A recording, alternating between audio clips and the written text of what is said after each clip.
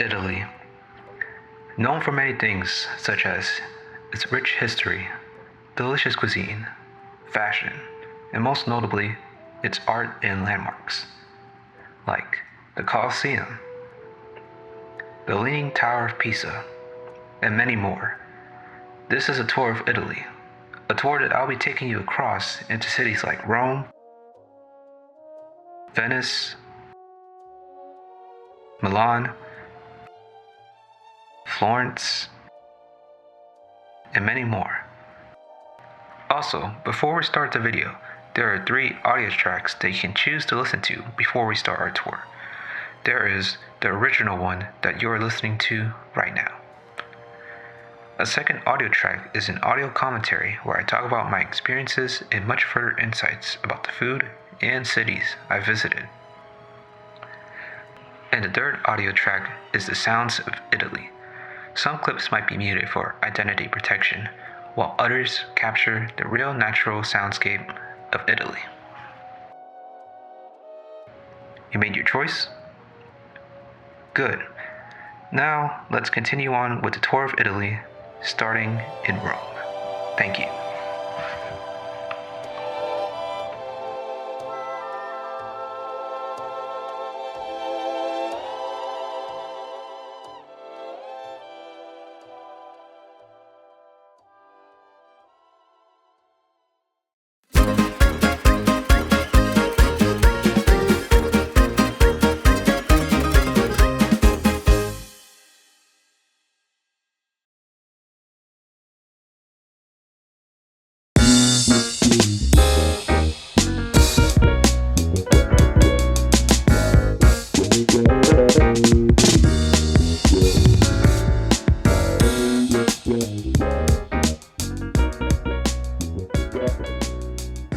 Rome, Italy, the most populous city in the country. A city with vibrant culture and historical structures, blending in mixtures of old Roman architecture into modernized city design. A couple of cities that I visited have this type of design that makes it synonymous with Italians. As we're walking by, we visit the Piazza di Montecitorio, which features the Palazzo Montecitorio, the lower house of Italian Parliament, and the obelisk of Montecitorio. The Palazzo Montecitorio, also known as the seat of Chambers of Deputies, is kind of like the legislative branch of the US.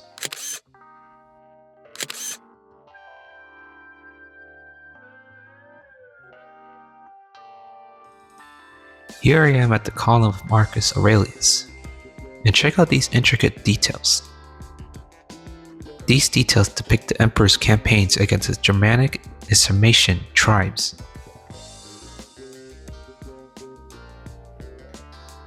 Honestly, it's pretty cool.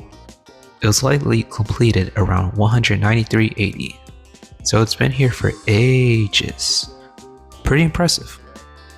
Here we are walking through the Galleria Alberto Sordi, a small shopping complex, as we make our way to one of the most famous landmarks in Rome. Trevi Fountain, the less famous version of the one at Caesar's Palace, am I right?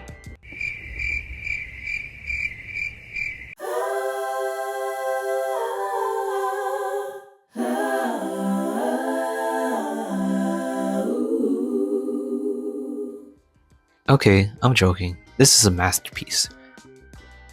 So there are a lot of people at the Trevi Fountain, and since they started implementing payments to go to the floor, it was a bit hard since I'm on tour, but we had special privileges, of course.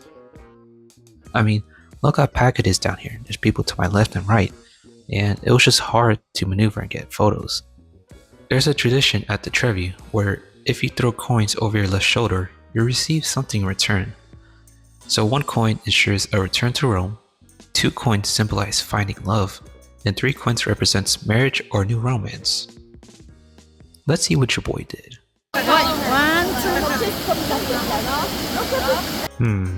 This man's something.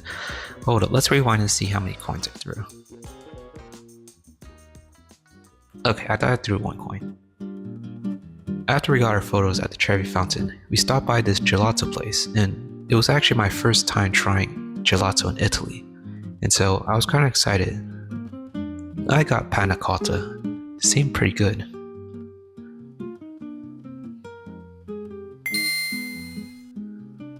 And it was pretty good actually. So if you're near the Trevi, I recommend Melograno. It's pretty good. Just a bit more walking to Rome. Here we have this water fountain, and you see these mostly in Italy. They have these water fountains that you can refill your bottle. Don't worry, it's actually safe to drink from.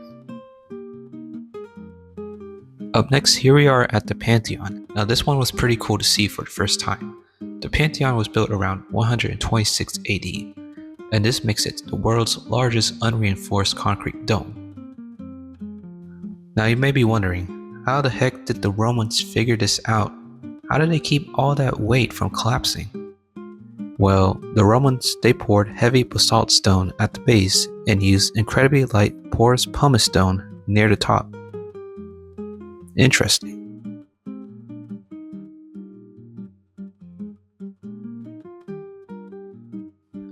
Again, look at the details here inside the dome. Pretty cool.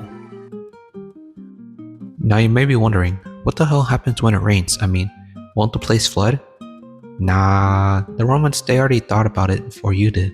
You see, the Romans, they designed a nearly invisible but highly efficient network of 22 holes in the marble floor to catch and drain the water, which is really high tech, to be honest, for a nearly 2,000-year-old building. That's high tech before technology was even invented, bro. Crazy. Right around the corner of the Pantheon is the Piazza Navona. Featuring the Palazzo Pamfi and the famous Fontana dei Quattro Fiumi, or Fountain of Four Rivers, topped by the obelisk of the Mission.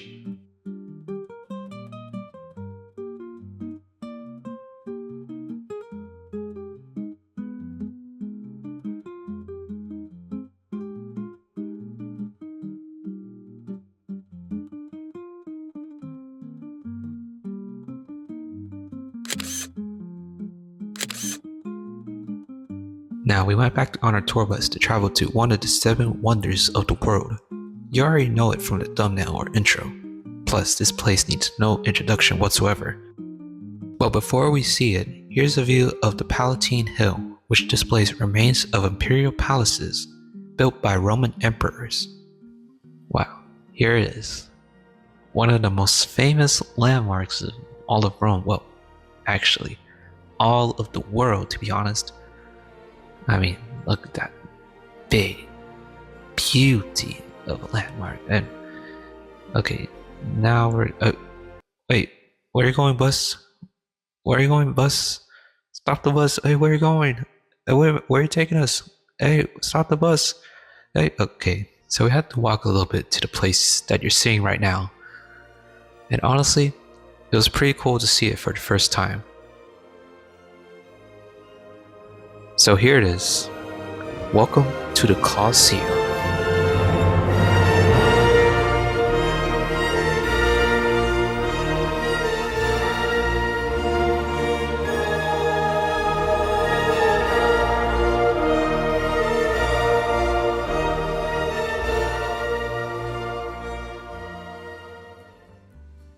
Now the Colosseum was kind of a hard place to walk, depending on where you are right now. You see the cobblestone streets like this, and the really biggest. Here's another view of the Colosseum.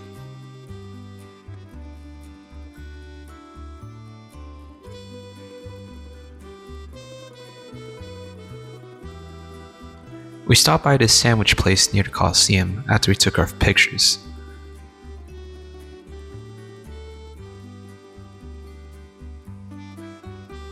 And I got this prosciutto sandwich, which is really good, and it was pretty cool to eat next to the Colosseum.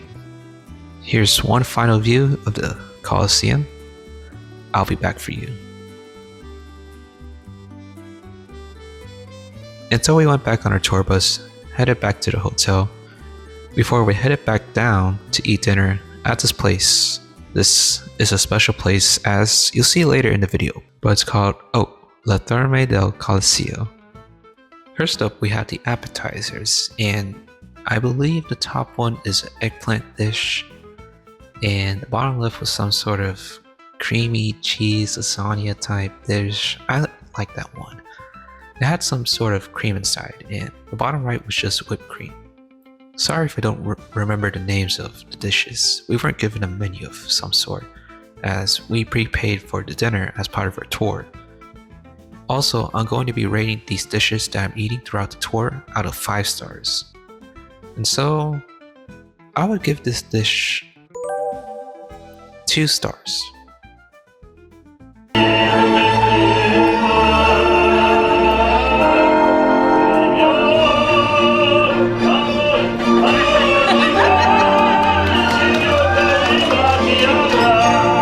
See how I said this is a special place?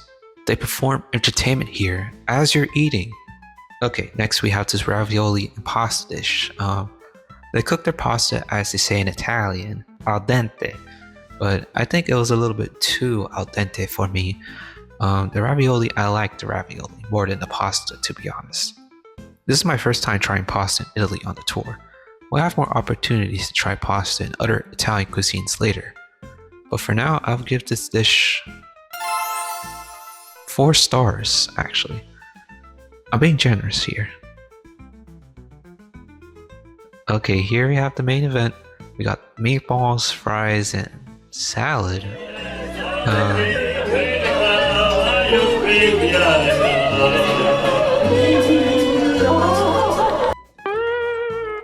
Okay, this was a little bit underwhelming for our main course. Like, seriously? This is the main course? Well, technically this is the second course, but I like the other one better than this one. But honestly, I was underwhelmed by this. The fries were okay. Meatballs were okay as well. Salad, like, come on. 1.5 stars. We can do better than that.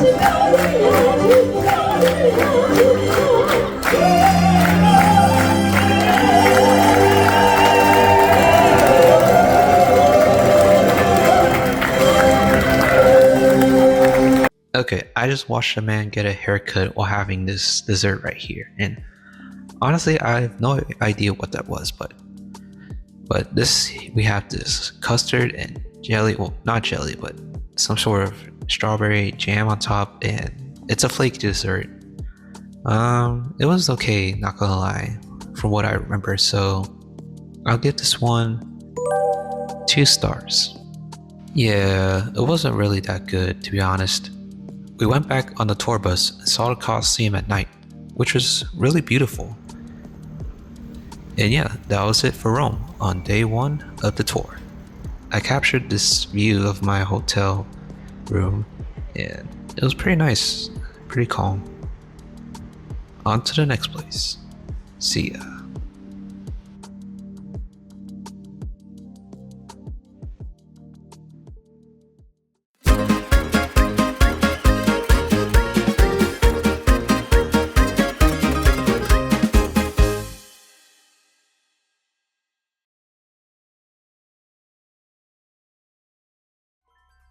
A big sort of a wave made out of a frame, or a shark fin, or a... Day 2 of the tour of Italy, and before we reached our next destination, which is Sorrento, we stopped by this place called the Autogrill. Now, if you have no idea what the Autogrill is, it's like a gas station or Buc-ee's. Yeah, they have an assortment of things like pasta, wine, and toys. Almost anything that you would normally find in an Aldi or supermarket.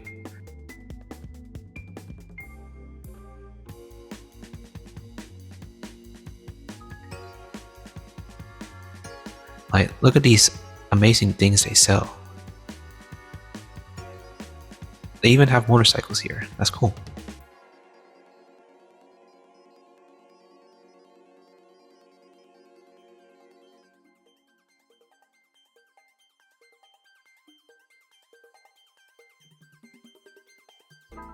One thing I like about the Auto Grill is that they serve food here.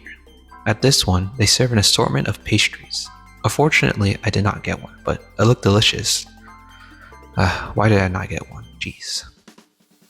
There's quite similarities of candy bars in the US compared to European ones, like this one for example. It's a Kit Kat Chunky Caramel, which has an F1 logo on it. I think it was a promotion. And they also have other candies, like I've never heard of, like Pepitas and Mounds. I'm not sure how to pronounce that. Ooh, check this out. They have a Jack Daniel's Coca-Cola soda. I wanted to try it, but... And they also have zero caffeine Coca-Cola, which I grabbed. Again, a lot of similarities, but very different in terms of products that they have here, as well as the taste.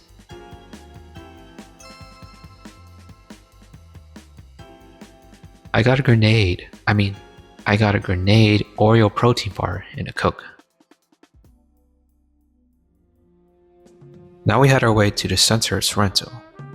Honestly, it was a vibe, a very peaceful neighborhood type of vibe that you get in Sorrento, which I really like. Sorrento is one of those places that has an amazing view, like this one, for example.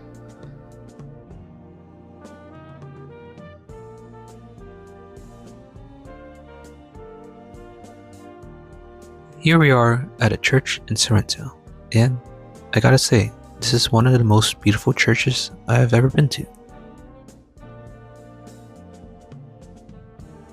Now we had our way to a place to eat for lunch, and we stopped at this place called Fano Bar, and it's a pretty good restaurant to eat in Sorrento.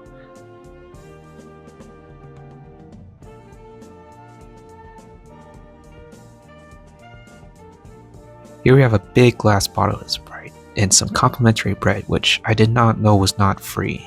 Anything in Europe they gave you bread, not free. Just remember that. Oh, and here's our lunch. Yeah, looks pretty good. Okay, first up we have the calamari. Now, I gotta say, calamari was hands down my favorite calamari I've ever had in my life. No lie. And so I would give this a whopping 4 stars. Yes, it was that good.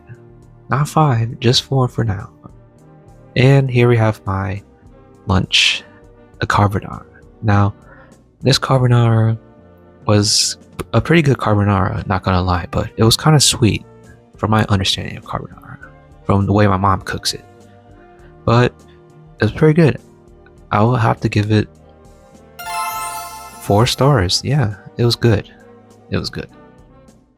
After lunch, we went back to the location of our tour bus, where we had to ride in 2 separate vans because our next destination does not allow tour buses, like the big tour buses that we rode on during our tour.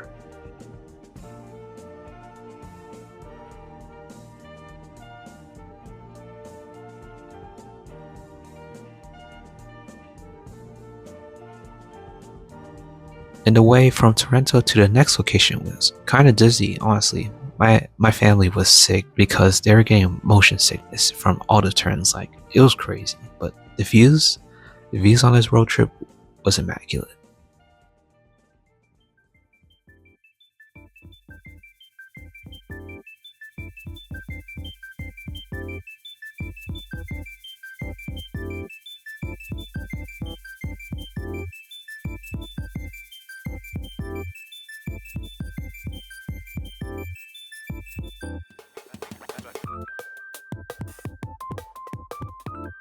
Here it is, from the top view of Positano, our next location.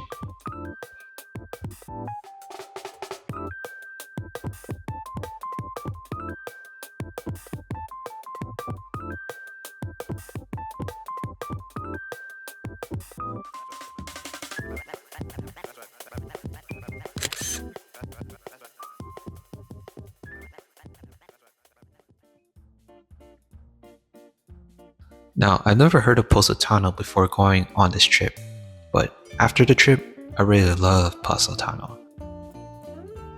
From the vibes, I kind of felt like a getaway honeymoon or vacation, which technically I was on vacation.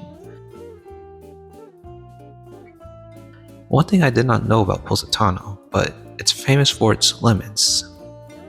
Actually, so anytime you go to Positano, you'll see them selling lemon merchandise everywhere. Taking in the views of Positano is one of the best places you'll ever see in your life. I recommend here, no doubt you go here. Just cancel other plans of going to another location. If you're going on a honeymoon or a simple vacation, just go to Positano, I swear. Just for a day, just for 1 or 2, or maybe even 3 days, who knows. Now we head to the beachfront of Positano, where you can see the whole city. What do you mean the whole city? When I mean the whole city, I mean the whole town. I mean, just look at it.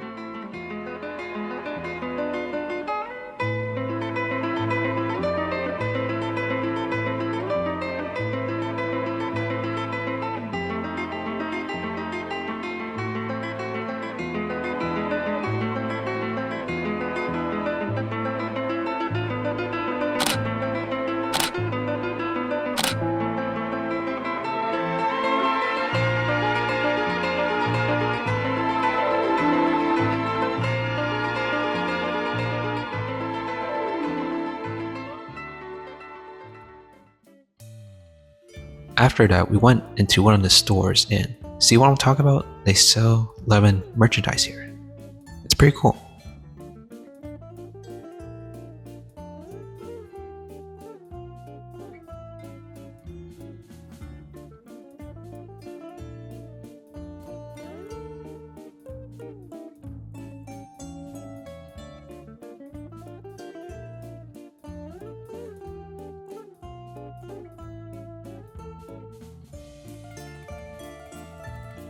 After that, we walked back to the location of our van and said goodbye to Positano. See you next time.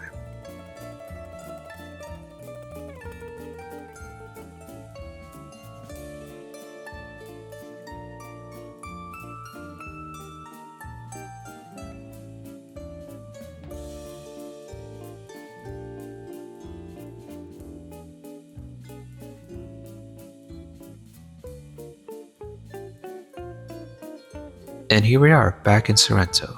We separated with most of our tour buddies as they depart for their dinner. We had dinner in Sorrento, and so we had a chance to explore more of the city.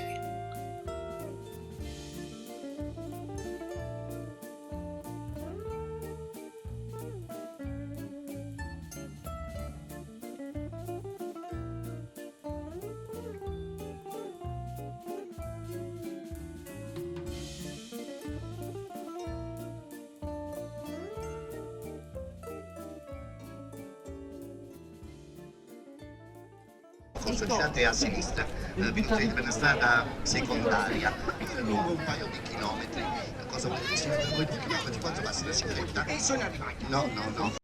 And for dinner, we're at this place called Aurora Pizzeria and Restaurant. And it was going to be the first time I tried pizza in Italy. Finally, let's see what this hype is all about and decide which pizza is better, Italy or America. I got the prosciutto with a mix of pizza and calzone. And honestly, the pizza was kind of tough to cut, not gonna lie. I was like, you know what, forget this. I'm just gonna use my hands.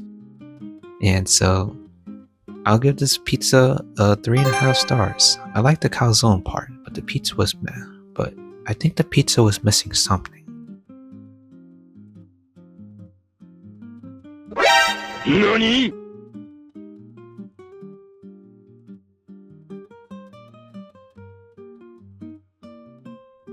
But if you're visiting Sorrento, please check out Aurora's Pizza. It's good. It's good. And yeah, we headed back to the tour bus and took a view of Sorrento, or I think that's Naples. I'm not sure. And yeah, went to the hotel and called it a night. On to the next location. See ya.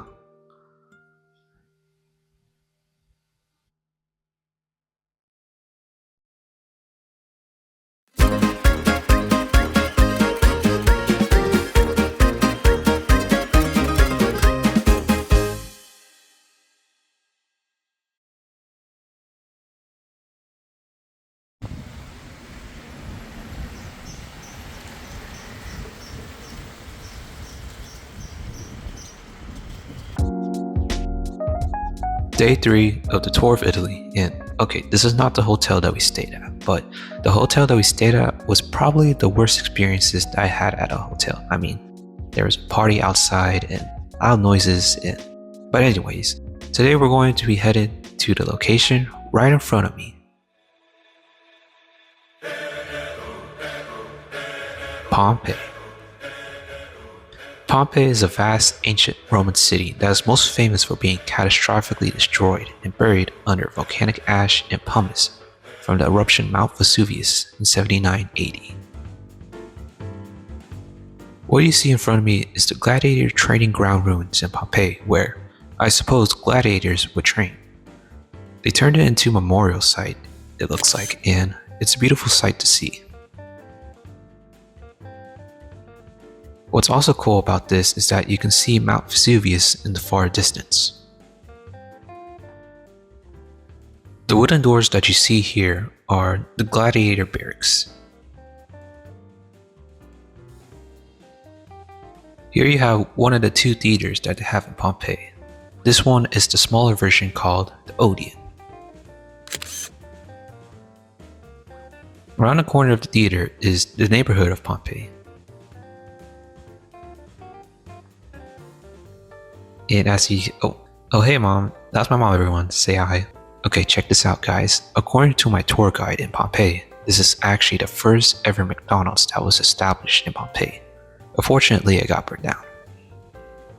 Here you have these tracks, and something cool about this is that you can see the grooves, and supposedly this was used to carry carriages up the ramp because this was supposedly water where I'm standing, as you can see from the skipping stones.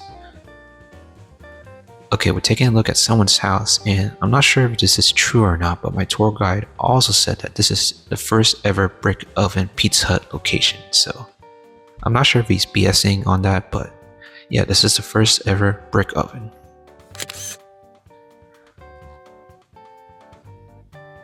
Here we have some street signs in Pompeii, and it's pretty cool that they had street signs in the past.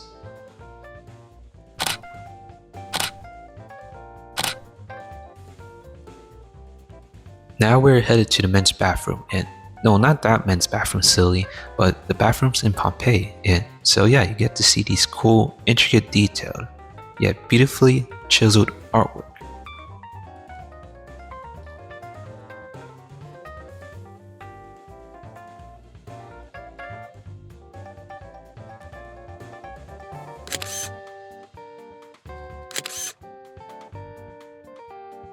And this is more than just, like restrooms and stuff. This was like a sauna bathtub. I mean, check these out. You have raised flooring so that way you can store wood or charcoal at the bottom and that the fire would rise up and heat up the water from above. So basically, it becomes a hot tub.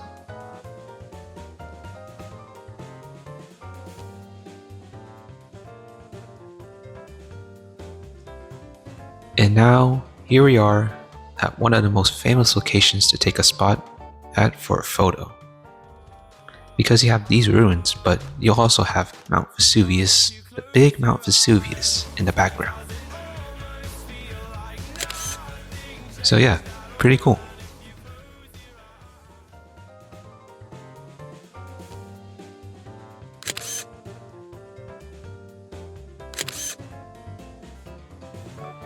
We're inside the Museum of Pompeii, and check out these people. I mean, those were actual people. Here we have more artwork that was part of the ruins of Pompeii. Pretty cool, intricate details. And honestly, it was pretty cool. And yeah, that was it for Pompeii. Now we're headed to our next location, which is Assisi, a medieval hill town. But before we do, let's head to the autogrill because I'm feeling hungry as hell. Okay, I got the kids meal, which is a chicken cutlet with fries and... NANI?! Wait, what is that? Apparently at the autogrill, if you get the kids meal, you get a Happy Meal toy as well. And we also got steak tips. Okay, for the chicken cutlet and fries, I will give it 4 stars. Yeah, it was pretty good. And for the steak tips, it was not that good. I mean, I did not like it at all. It was kind of hard to chew, and salad was bland that came with it. And I'll give this meal 2 stars.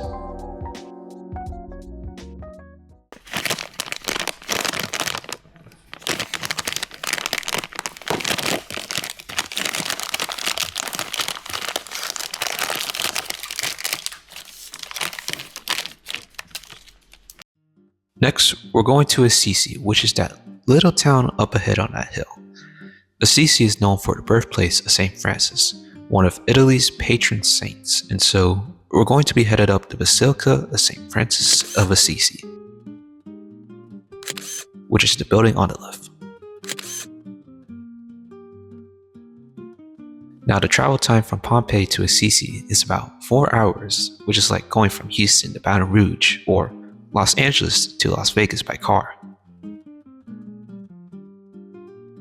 We got off the coach and now we're headed up to see the Basilica, which is right in front of me actually.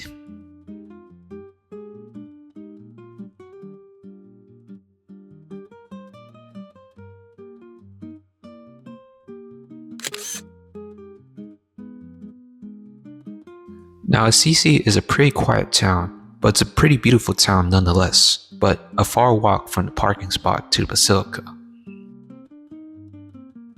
And there it is, the Basilica of St. Francis of Assisi.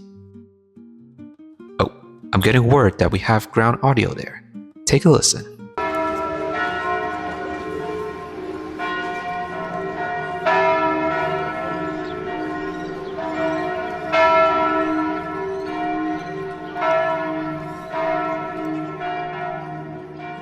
As we're headed up to Basilica, we weren't allowed to take any photos or videos inside, but just take a look at the architecture outside the church. I mean, wow.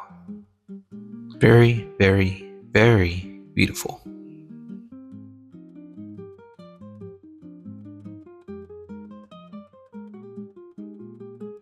After that, we just did a little bit of sightseeing of what Assisi is, and there's not much to it in this town, but it's just a very beautiful city to walk in. Yeah, hopefully there's another city that is as beautiful as Assisi, because honestly, I'll live here. I'll live here. It's pretty nice.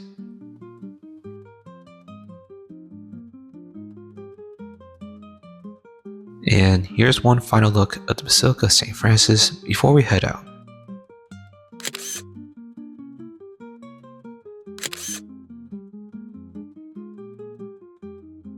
So we went back down on our tour bus where we're not going to be eating dinner at Assisi, but instead we're going to be eating dinner at the hotel. And so here's what the hotel had to offer for us for dinner. First off, we have this, I think, Alfredo with chicken, I think it was, and honestly, it was pretty good. It was solid, not much to it, just basic Alfredo. And so I'll give this meal 3.5 stars. Next up, we have the main course.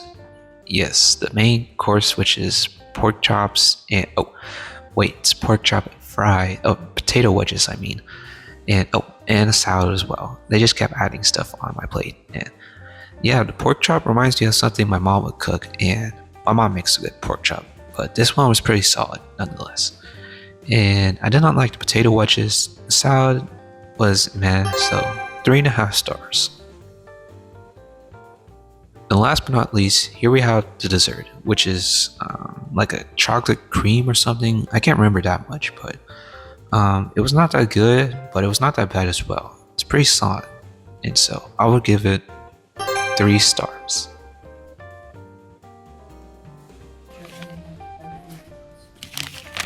Okay.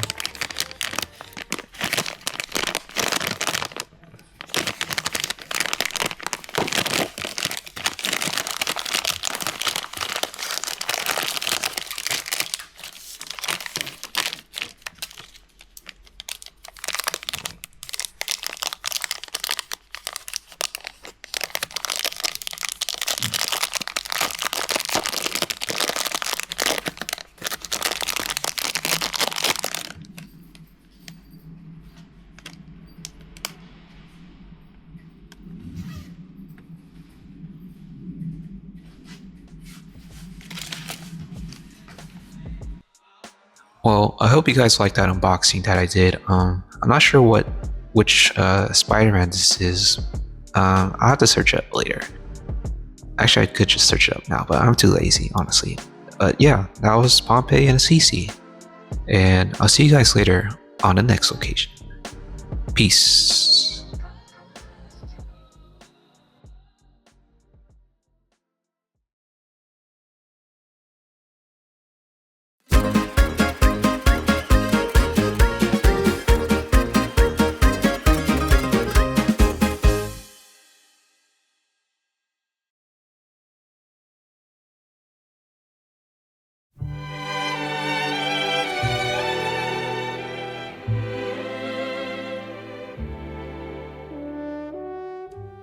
Day 5 of the tour of Italy, and we're on our way to Venice. Wait a minute, that's not right. We're a day ahead. Before we jump ahead of ourselves, let's rewind a bit and go back to our first day.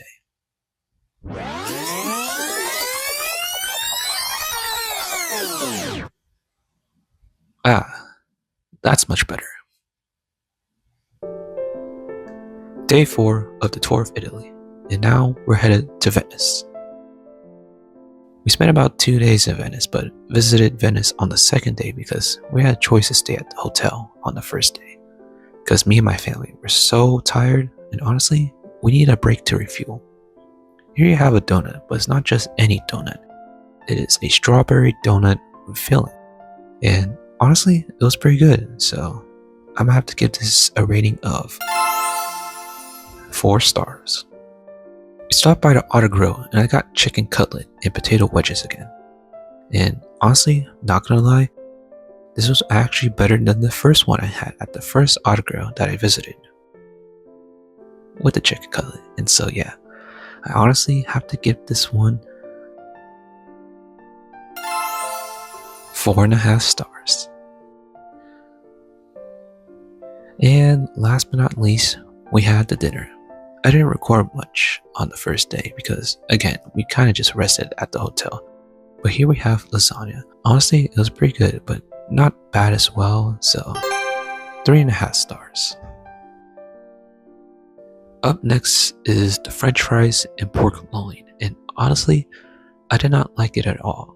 The fries were mid at best, and the pork loin wasn't really that good, and so I'm gonna have to give this one a solid 2 stars. And for dessert, we have the panettone, an Italian dessert, and this was not good at all. This was hella dry, and I didn't really like it. It was not that good, and so I don't think I'm gonna give this one a star rating. Instead, it gets this. Ugh. Brother, ugh. What's that? What's that, brother?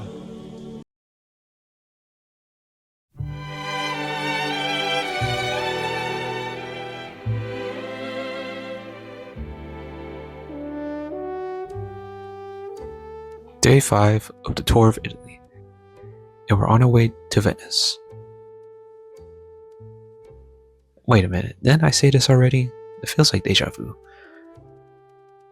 But anyway, there are ways to travel to Venice, either by train, car, or what we're taking, boat. I'll say this during the boat ride. It was quite exhilarating to just sightsee and just look over the waters of Venice. Wow, look at this. Just take a look around Venice, man. It is such a beautiful area to see.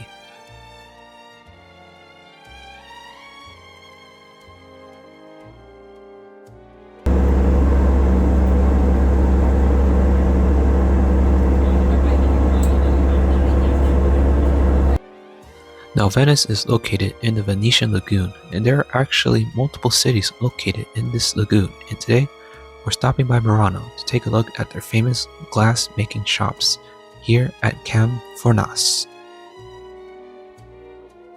This shop was so beautiful to see, and look at the chandelier as well. Amazing.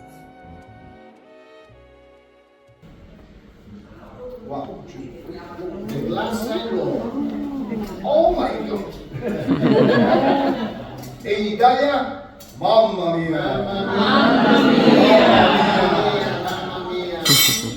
Grazie maestro! After we got done with that demonstration, we headed back on our boat and headed to Venice. Here we are, stepping off the boat is Venice. Venice offers a lot of rich history and cool monuments like this one to see. But the most famous place to visit here in Venice has to be this one. Welcome to St. Mark's Square, which features Doge's Palace and St. Mark's Basilica right here. And oh my god.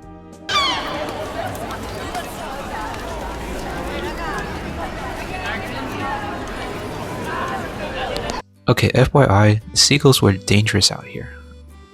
But on my left you see is the bell tower of San Marco, and here is St. Mark's Basilica, and next to it is Doge's Palace.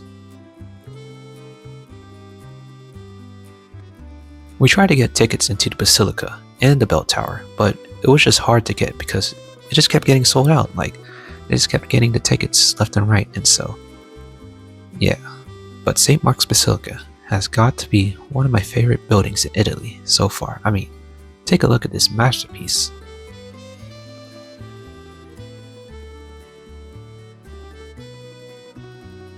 So we took a couple pictures around the area of St. Mark's Square and headed inside Doge's Palace.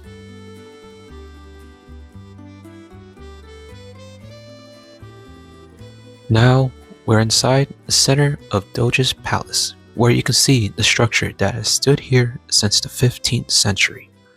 Fun fact, the reason it's named Doge's Palace is because this is where then authority leaders of the Republic of Venice would stay and rule. But now Doge's Palace has turned into a museum. As you can see, right above me are some artworks of pink and white marble structures, hand carved to perfection. Wow.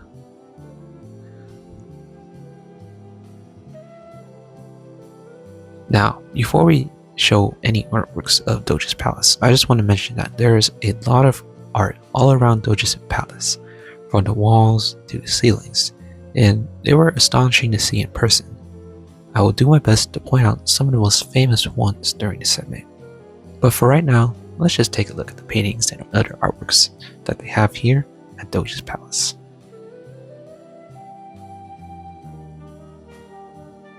And not to mention the gold ceiling above me, which looked really, really amazing.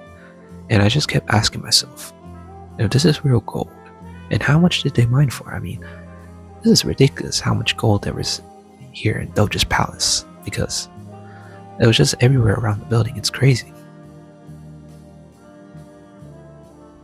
Hey, but shout out to the Italians back in the day, especially during the Renaissance era.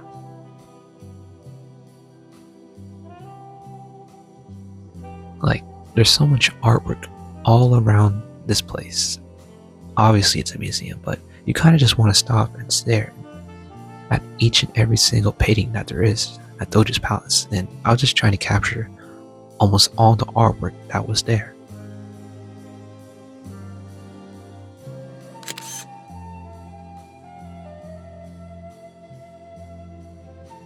Like, it's ridiculous, but also pretty cool at the same time.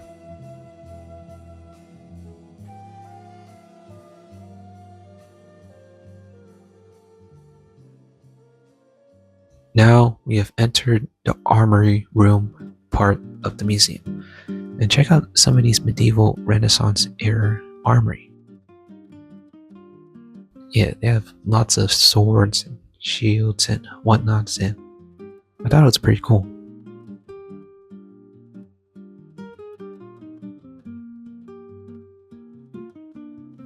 I couldn't tell you what timeline this was part of, but honestly, it looked pretty cool. And wait a minute, what is that? Oh my god. They also had machine guns and cannons here at Doge's Palace. Pretty badass. Also, take a look at this. It's from the ceiling, and I just wanted to show that. It was just really cool to see intricate details like that.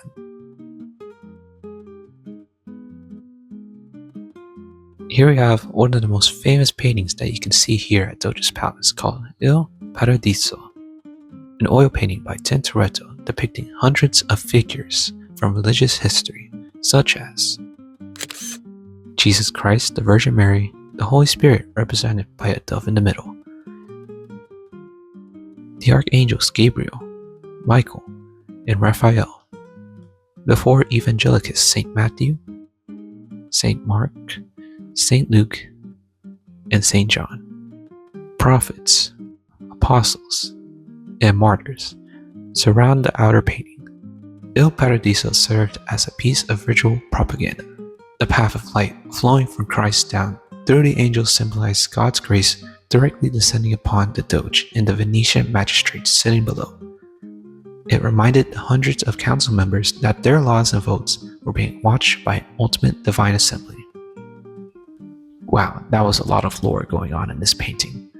Now we are headed to the back rooms, the dungeon area of Doge's Palace, where many prisoners were taken down here into these cells. Oh, and one more thing about these cells is that their ceilings are a little bit too low, and so I had to watch my step, and my head of course, while walking.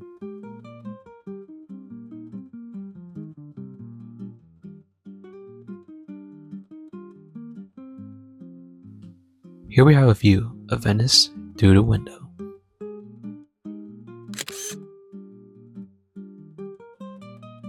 And that was it of Doge's Palace. Now we're just looking for a place to eat in Venice, and we stopped by this little place near the dock. I forgot what the restaurant name was, but here we have dessert, gelato, and pizza. Now, I gotta say, this Neapolitan style ice cream gelato dish, it was pretty good, and so overall, I'm gonna have to give this one 3 stars. As for the pizza was okay, not good, but not bad to be honest, but this is one of the lower tier pizzas that I had in Italy, so I'm gonna have to give this one, realistically, 2 stars.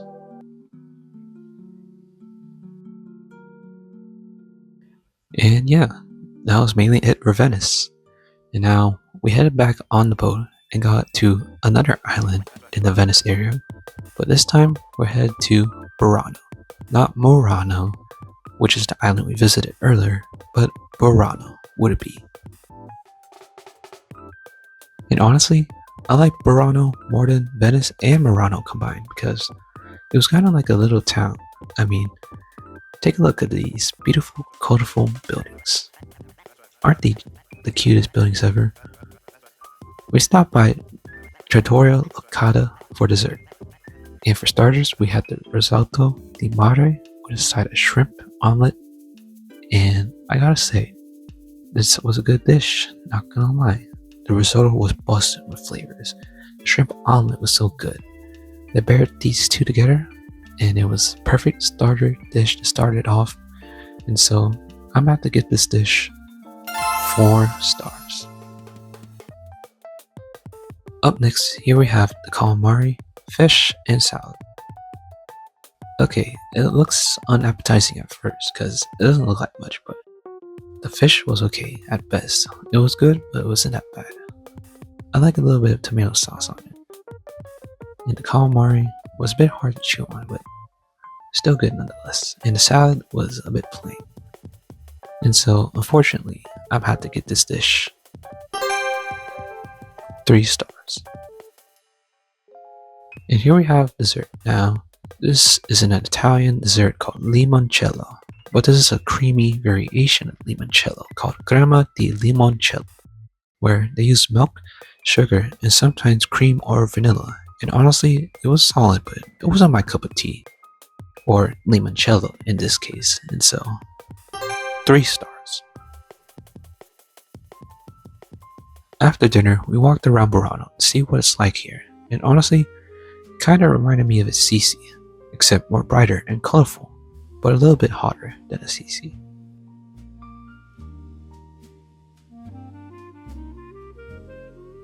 Here we have the leaning bell tower of St. Martin's Church.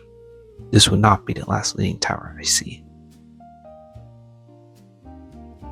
I mean, just take a look around this town. It's so beautiful, man. It's like a color palette. It's like an artist had moved here and started painting the walls of the buildings with bright colors. It's so artistic. And we just continue walking around Verona. I mean, this is someone's backyard right here, or front yard. I'm not sure.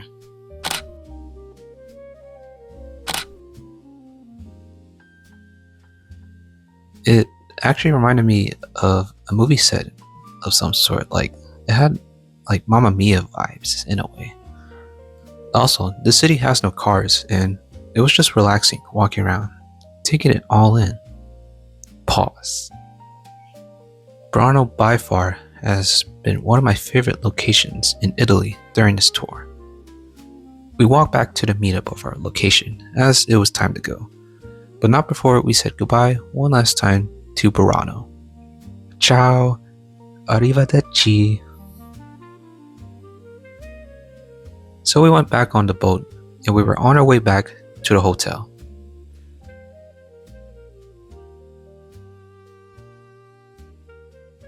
But looking outside the window on this boat ride reminded me of a game. A certain game called Animal Crossing. Now, Animal Crossing, if you don't know, is a game where you grow your own village and have animals as your residents, and you try to make the best island imaginable. And there's a certain character in this game called Cap'n. And Cap'n, he sings a song on the boat ride whenever you're exploring a new island. And so on this boat ride experience, it kind of reminded me of him, and he sings a song actually. And I just want to play that song that he sings in this video. And if it gets muted because of copyright reasons, then just search up Cap'n's song. Without further yapping, here's the song. A song sung by Cap'n. Enjoy.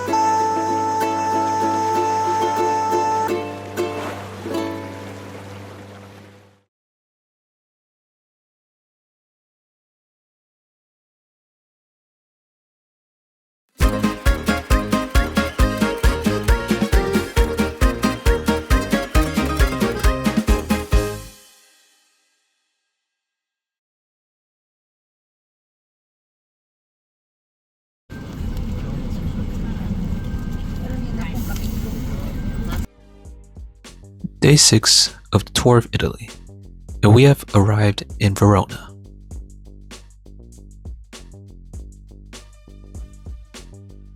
Verona is a pretty nice city actually. It's a very beautiful city, and I'll show you why.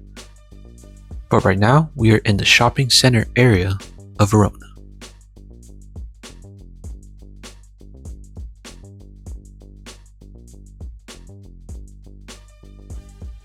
And here is the Colosseum. Now, this Colosseum is actually older than the Colosseum in Rome, but it's only 2 levels high, while the Rome Colosseum is a level higher than this one here. I guess bigger means more recognition? Am I right? No? Fun fact about Verona is that Romeo and Juliet is actually based in the city of Verona, and so you can visit the balcony and statue of where Juliet was standing. Unfortunately, we weren't able to go because we were on a time constraint during this tour. Now, we're just looking for a place to eat for lunch, and we stumbled upon this wonderful place. I'm not sure if I heard of it before, but it's pretty worldwide actually, and a famous fast food place here in Italy.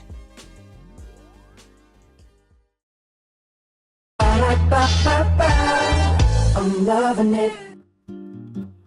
Yeah, I'm not sure if I heard of this McDonald's place before, but I got these spicy chicken McNuggets, which is something that's new to me actually. I never heard of spicy McNuggets.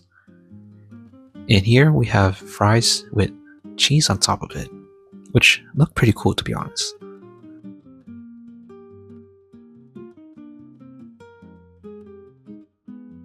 And wait, before we do that, let's open up this Happy Meal toy. And yeah, let's see what we get.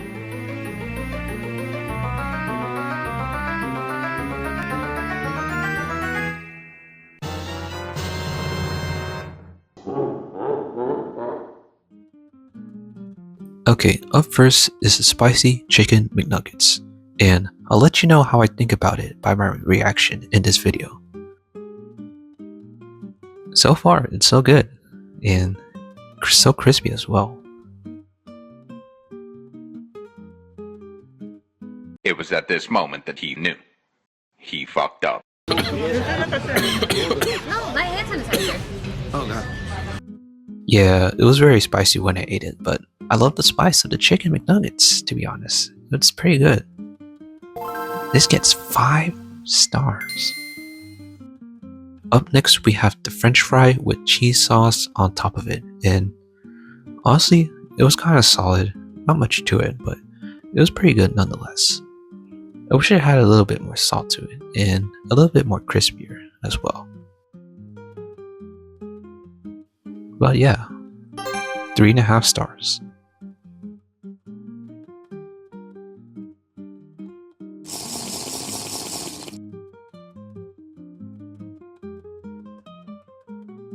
Wow, what a wonderful meal. I hope I get to try more McDonald's next time.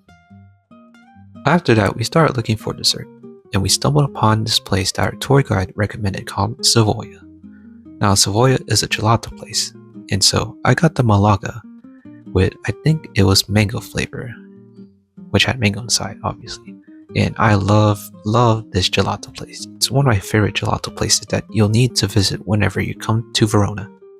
And the flavors we're hitting, it's very savory and sweet at the same time. I wish I could try more flavors, but for right now, I'm gonna have to give this one 5 stars. It was so good.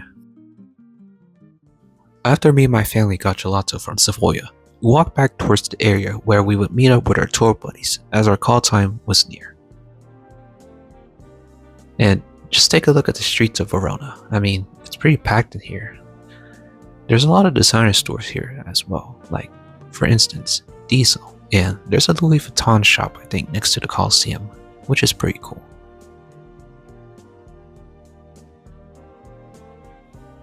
I went inside this football shop and they had a lot of cool stuff in here, especially these Roma jerseys.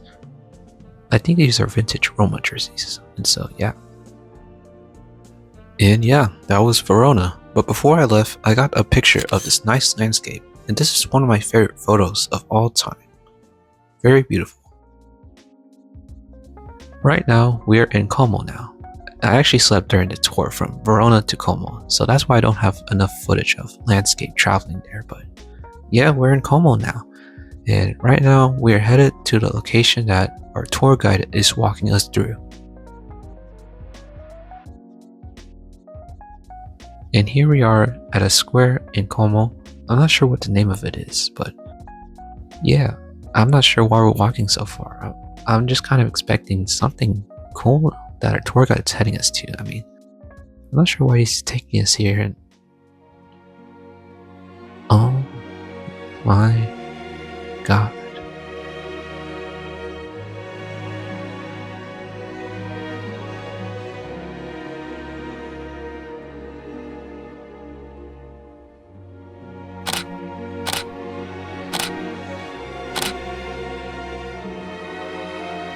Oh my god, this city is beautiful. I mean, you got Lake Como right there, and just walking right beside it with this atmosphere going on, this landscape. I mean, this is such a beautiful city, man.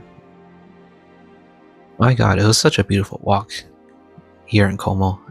Although it's pretty hot, it's a wonderful time to be here. I mean, I wish I could spend more time in Como, but again, we were on time constraints, and so right now we are taking a train up the mountains to see the whole city of Como.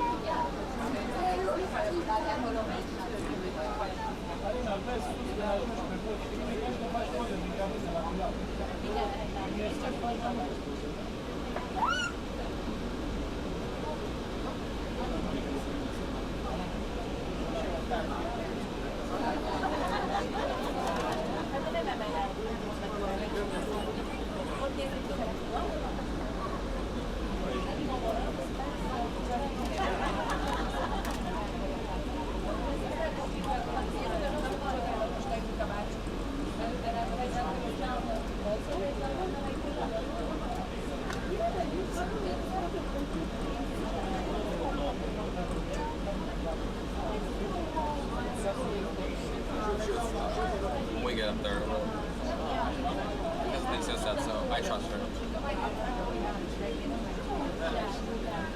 So,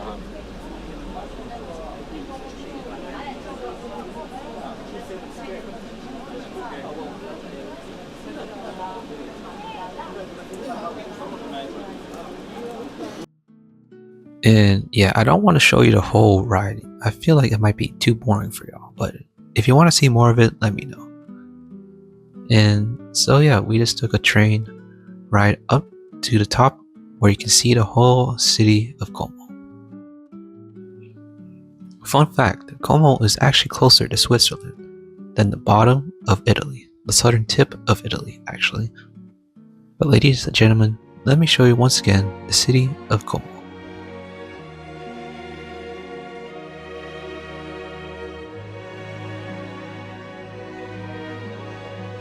I'm not gonna lie, it was pretty cool up here in the mountains. I mean, just take a look again. I can't really describe in words how I feel about Como, but it was just a wonderful place. I wish I could visit here again, sometime soon, in the future actually, or maybe next year, who knows.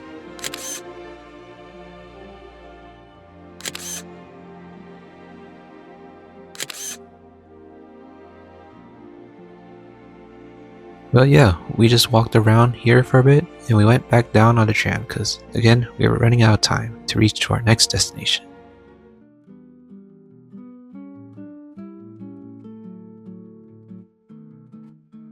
And yeah, here's another view of Como.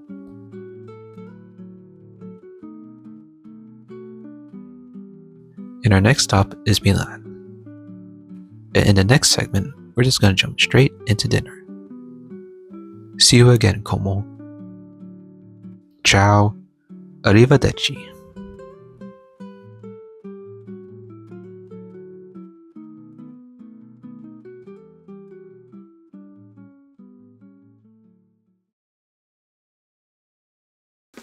And here we are in Milan. We're at this restaurant called Burrata, and I can finally tell you what's on the menu. And here we have is a tomato salad with a slice of mozzarella. And I gotta say, this is one of the best salads that I have. I know it doesn't look like much, but it was a pretty good salad. Yeah, you gotta trust me, it was a good salad. And so, I'm gonna have to give this one 4.5 stars. Up next, we have pasta. It was a tomato-based pasta here, and not gonna lie, it was a pretty good pasta. It's al dente, as Italians would say about their pasta. But it was a good, authentic pasta. It was very sweet and savory. I loved it overall. I mean, it was pretty good. It was pretty tasty. And so, I'm gonna have to give this dish a solid 5 stars. And here we have dessert. You already know it from the song, but if you don't know it, it's tiramisu. And fun fact about tiramisu is that you can hang it upside down and it won't fall off. And I gotta say, this was hands down one of the best tiramisus that I had in my life. No lie, I'm not kidding. This is pretty good tiramisu. And so this gets not 5 stars, but 10 freaking stars. Next time when you're in Milan, you gotta check out Burrata for the tiramisu. And yeah, we went back to the hotel because we were all pretty tired, but Milan wasn't part of our tour itinerary. But hey, let's just check out Milan. And so right now we're headed to the world famous Duomo, the Duomo here in Milan. And yeah, I just gotta say it, it's a pretty nice structure.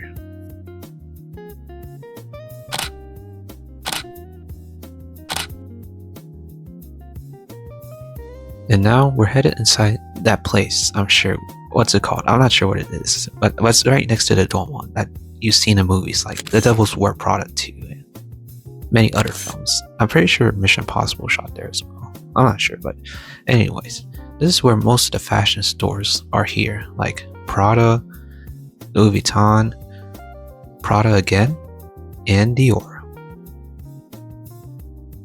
And in the next clip, you have to do this tradition that's in this building. We're crushing balls.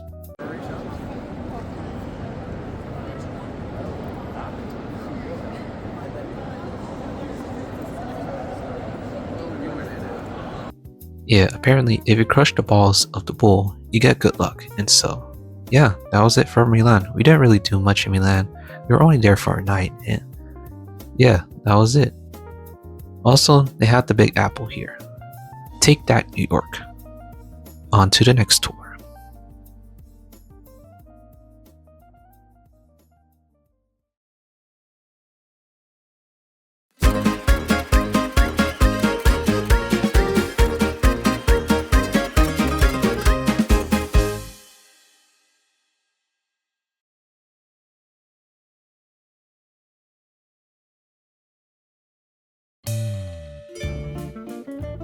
Day 7 of the tour of Italy, and today we left Milan and are now headed to Pisa. Now, as you can see here in Italy, it has a lot of cool landscapes such as these mountains, as well as these little towns like this one, for example. And also this one, up on that hill. Pretty cool. One interesting fact about these mountains is that they have a lot of quartz, as you can see. For instance, this mountain in the video is actually a quartz extraction site, and we're passing by Carrara, Italy. Known for its marble quarries, it is also a well-known source for perfectly clear, lustrous rock quartz crystals, commonly referred to as Diamanti di Carrara. Located in the Apuan Alps, these beautiful specimens are found in the limestone and marble deposits of the Carrara marble and are renowned for its purity, durability, and ability to hold fine detail. Which is why Carrara marble is so valuable and is widely used all throughout the history of Italy. We've just arrived in Pisa, and we're gonna take this bus tram thing. I heard it's a very short ride from the parking lot to our next location, so let's go.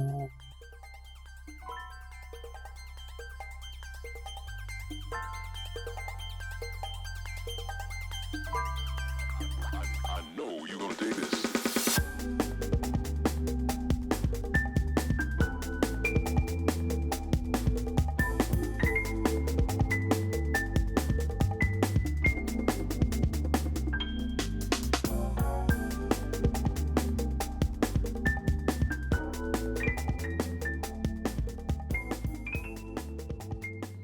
And here we are at the Square of Miracles in Pisa.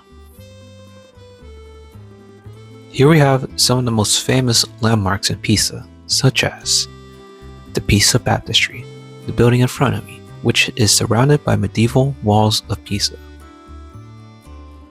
The building around the corner is known as the Pisa Cathedral. These are some of the most famous landmarks that make up the square. Oh, besides the most obvious one, the most famous one that's here in Pisa, of course.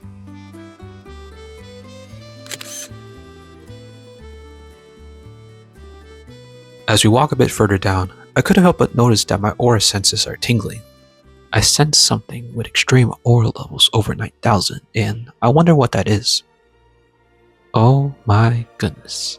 Ain't no way. Is that the... Ladies and gentlemen, let me introduce to you the Leaning Tower of Pisa.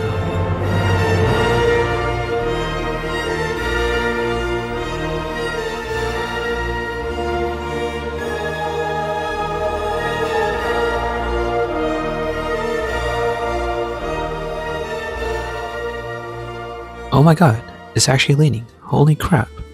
And since I'm here, might as well do that pose that everyone does when they meet the Leaning Tower of Pisa.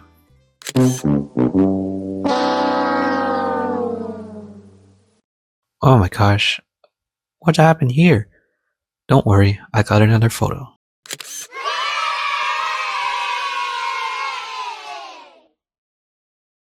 That's much better. To be honest, it's a bit small when you're near it, but it's still cool nonetheless. And yeah, we just checked out the Pisa Cathedral, right as you can see in front of me. And we also checked out the baptistry. Pretty cool landmarks if you say. And so we went around and tried to look for something to eat for lunch, and we stumbled upon this place. I'm loving it. Yeah, we went back to McDonald's, but this time I have dessert. Here we have is a McFlurry. I think it was a McFlurry. I'm not sure what it was called, but it just tasted like a McFlurry. And so, yeah, clearly the ice cream machine was working here, unlike in the US, and so I'm gonna have to give this one 4 stars.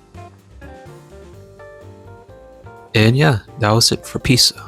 And so we kind of just shopped around for a little bit, looked at some stuff, and now we're heading back on this bus tram thing. I think it's a tram. But anyways, we're on our way to dinner. Now, this place is special because it's our last dinner of the tour before we head out to our final location. And so we're going to be eating at a Tuscan restaurant. And so yeah, this is going to be really cool, really exciting, as we make our way to our next location, which is dinner. Wow, this place is really beautiful. You can already tell it's going to be a great night. The restaurant was called Vittoria il Poggio, and so we actually got a tour around the location here. And they actually have their own vineyard. Check this out. This is where they manufacture and grow their own wine.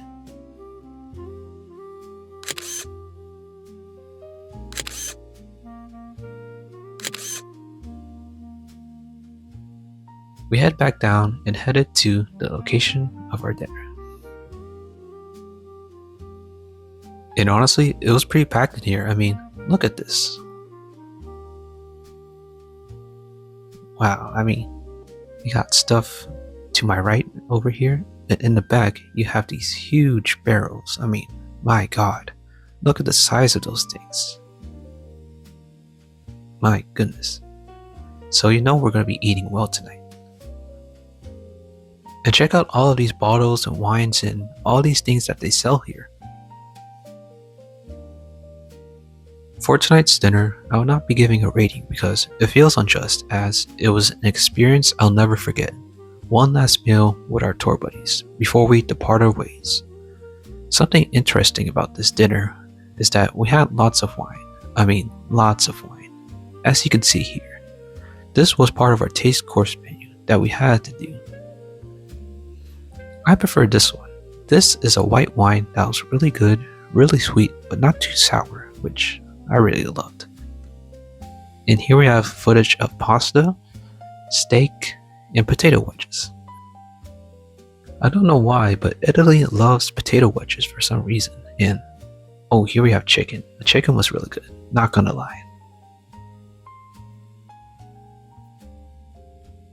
And here we have a Vin Santo, which is a type of dessert wine that is paired up with this biscotti cookie right here. And so what you do with the biscotti cookie is that you have to dip it in the wine for about 10 seconds or so to really soak up the flavor of the Vin Santo.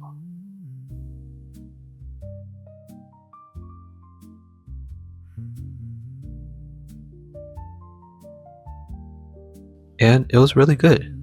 The wine was rich and velvety, and yeah, it was really good. Also, they gave out candy, such as this little gumball, but it wasn't actually a gumball. What it was actually chocolate. As you can see here, there's lots of sugar inside, but it was pretty good. Also, we had shots of wine called grappa. Now, grappa, if you don't know, it's very fiery, like it hits the back of your throat, so just think of it as a fireball. But I never had a fireball before. Also, this is my first time drinking in public, as I don't really drink much. I only drink wine at the communion. But here goes nothing. And yeah, as you can tell by my reaction, it really punched the back of my throat. But I don't know why, I had more of it, so... Yeah, at this moment, I was really tired because how much wine we drank at dinner, so... Yeah, it felt like a party. This place also had really adorable guard dogs. As you can see here, Bernese Mountain Dogs. I couldn't really get a good close-up of these dogs, but here's a photo of one of the Bernese Mountain Dogs. And yeah, here they have a display of all the wine that we tried. My goodness. And yeah, that was a really cool dinner experience. After that, we kind of just danced the night away. No, seriously, we danced. We had like a dance party after this. I will not be showing the footage of that because it's too embarrassing to watch. I couldn't embarrass myself. They were playing YMCA and such, but yeah, when you're in the Tuscan area, check out Vittorio Il Poggio.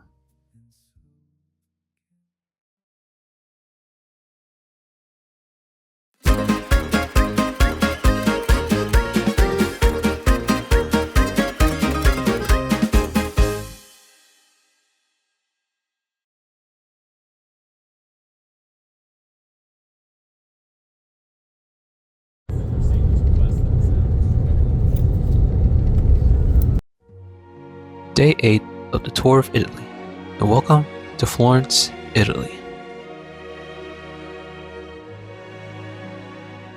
I only know Florence from the Assassin's Creed video game, and just to see it in person, it's a pretty beautiful sight to see.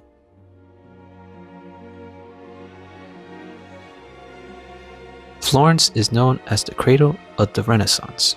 It is famous for its revolutionary art, breathtaking architecture, and the powerful Medici family.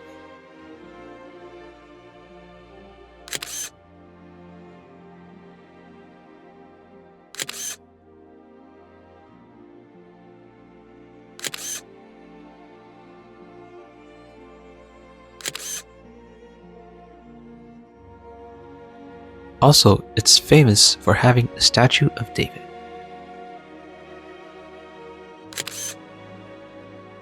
"500 years later, and he is still the most confident guy in Florence." Now we are on our way to walking into the main hub of Florence. And honestly, it was a pretty good walk, considering it was a beautiful day, everyone was so active, you see bikers and runners everywhere.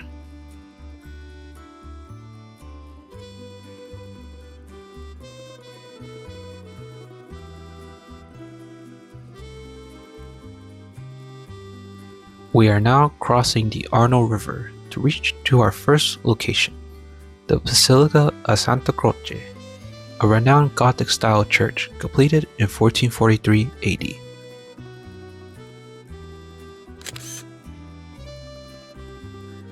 It is known as the Pantheon of Florence because it houses the tombs of famous Italians like Michelangelo, Galileo, and Machiavelli.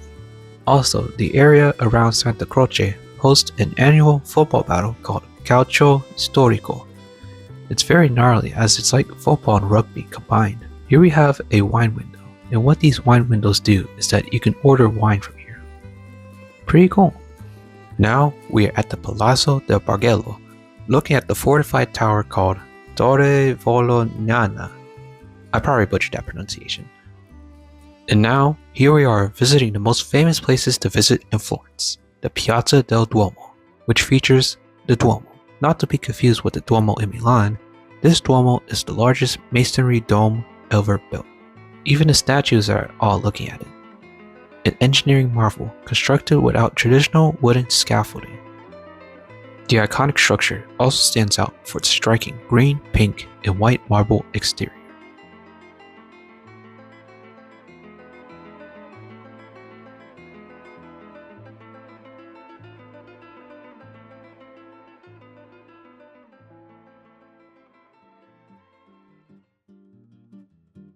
And now we're just walking around the front of the Duomo. I didn't realize how big the structure was. I thought that this was a separate building from the Duomo itself. Fun fact, this iconic building is also sometimes referred to as the Basilica of Santa Maria del Fiore. The massive dome, engineered by the Renaissance architect Filippo Brunelleschi, is so famous that its name eventually became synonymous with the church itself. The original facade of the Duomo remained unfinished since the 16th century.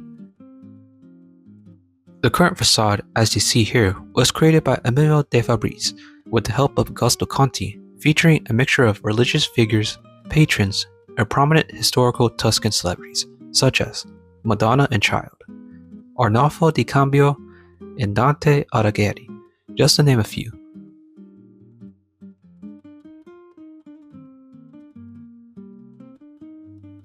This has got to be one of the most beautiful buildings I've seen on the tour of Italy. Now we're at the Florence Baptistry, looking at the Gates of Paradise, created by artist Lorenzo Ghiberti between 1425 and 1452. It features 10 panels depicting scenes from the Old Testament. And now we're just walking around the streets of Florence, and I gotta say, there's a lot of facades here in Florence. A lot of Renaissance Gothic style facades going around here. Here we are at the Piazza della Signoria, viewing the Palazzo Vecchio, when something mysterious happened.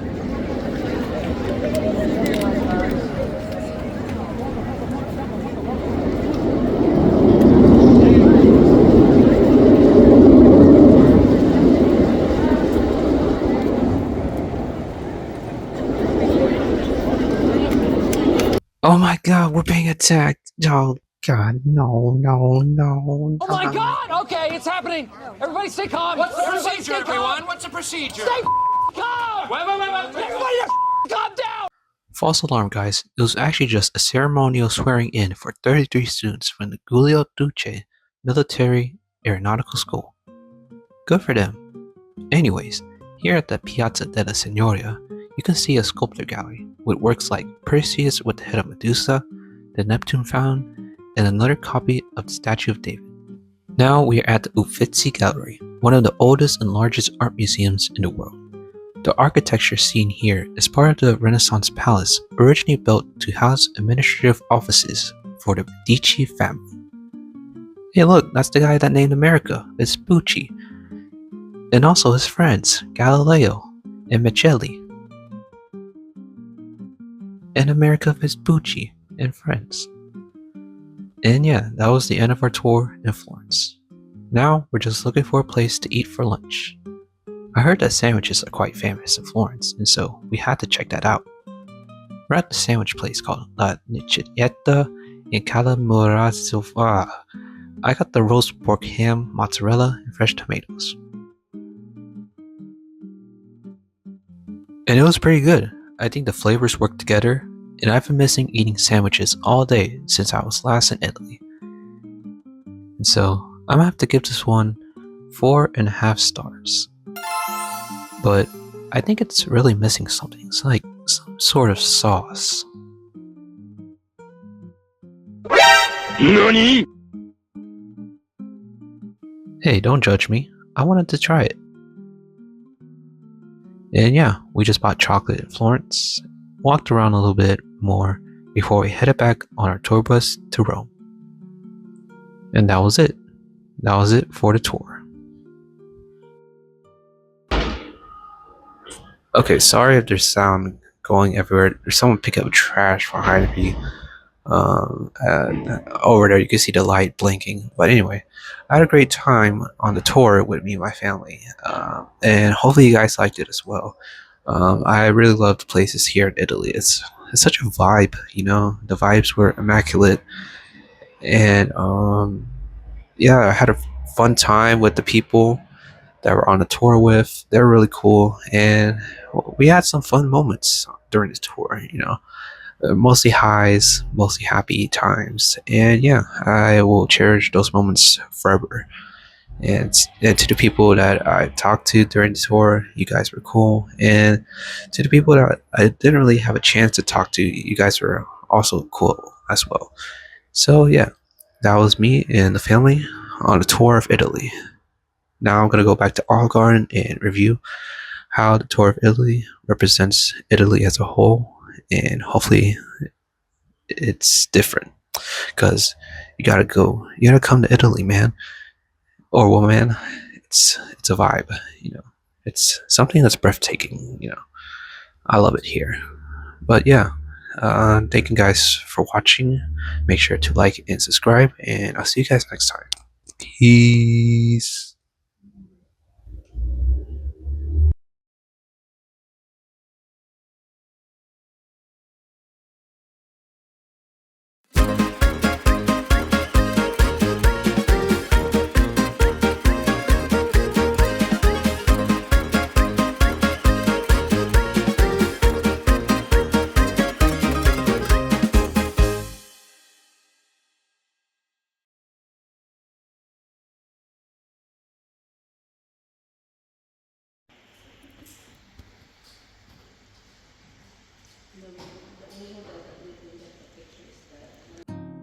Oh, you thought this video was finished?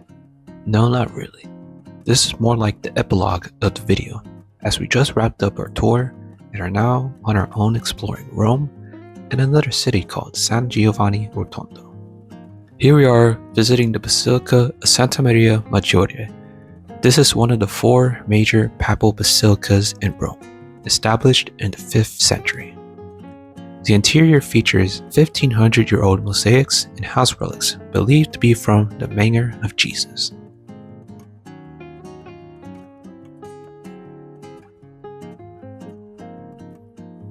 I gotta say, I was really impressed by some of the artwork here at the Basilica. Some of them really caught my eye, like this one for example.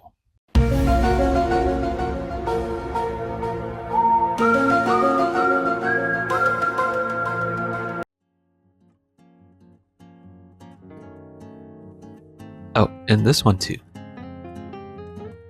Fun fact about the Basilica of Santa Maria Maggiore is that the 36-gram marble columns lining up the central nave were salvaged and reused from ancient pagan Roman temples and imperial buildings. The tomb that you see here is actually the tomb of Pope Francis, breaking a century-old custom of popes choosing St. Peter's Basilica. And this is the bishop's chair, as it serves as the seat for the bishop presiding over liturgies.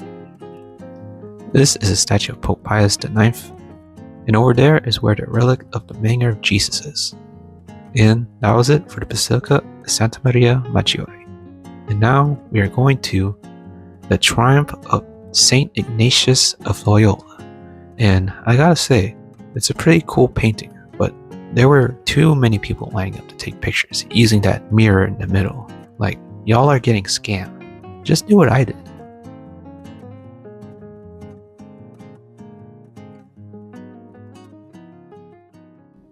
Now we are at the Biblioteca Casanatense, a historic library founded in 1701 by the Dominicans to house the collection of Cardinal Girolamo Casanate.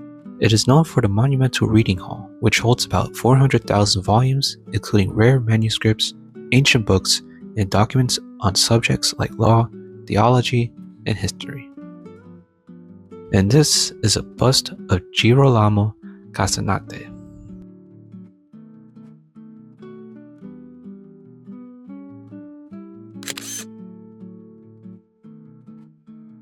Here we have a collection of coins and medals throughout the history of Rome, I presume. It's really cool to see all of these coins that were once currency, but now being looked at through a glass window. I wonder what the value of these coins were. I wasn't sure.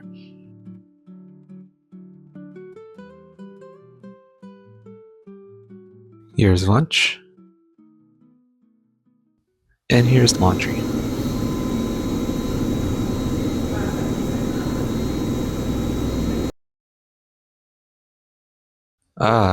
Another day in Rome. And now we're visiting the Victor Emmanuel II Monument. Completed in 1935, it honors the first king of unified Italy. I don't really know much about Italian history, but I didn't know that Italy was split into separate states.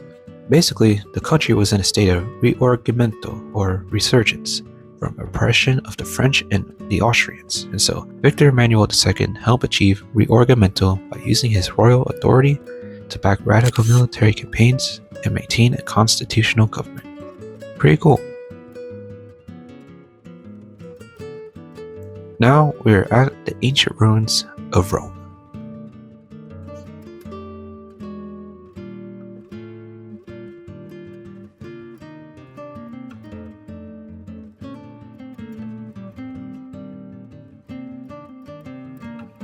What you are looking at here is the Trajan's Forum. It was the largest and grandest of Rome's imperial forums. Next to the forum is the Trajan's Market. It's considered to be the world's oldest shopping mall, featuring shops like Prada, Gucci, and Giorgio Armani.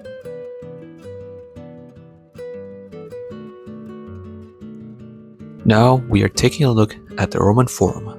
Located between the Palatine and Capitolina hills, it was the epicenter of political, religious, and commercial life. And check out these ancient Roman pillars. Amazing.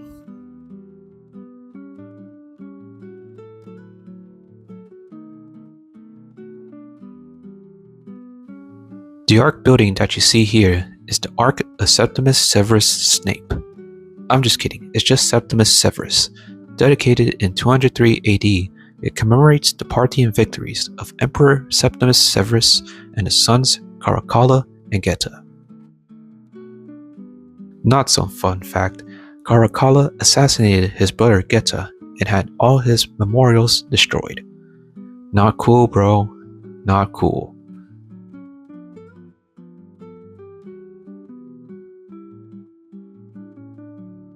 Here is the temple of Antoninus and Faustina. It was a memorial for Faustina until Antoninus died, and it became a memorial for the both of them. Aww, what a cute love story. And this is the Temple of Vesta. Now we're climbing up Palatine Hill, and the view here is amazing. I gotta say that there was so much history going on in the Roman Forum that I can't mention it all in this video. But now we're headed to that building over there. Oh no, not this one over there. I was just testing my camera to see what that building was, but we're actually going to the building on the right. To the right. To the right, I said. Yeah, over there. The Colosseum. Wait a minute, weren't you already here at the Colosseum on the first day of your Rome tour? Yes I was. But this time, we're going inside the Colosseum. Ladies and gentlemen, I welcome you again, but this time inside the Roman Colosseum.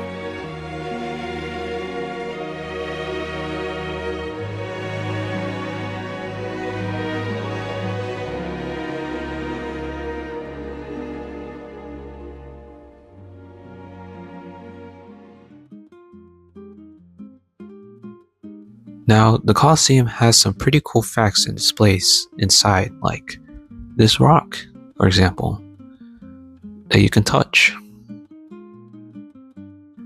And also some pieces of the Colosseum itself, like this one, for example. And this one too. It also has replica models of the Colosseum.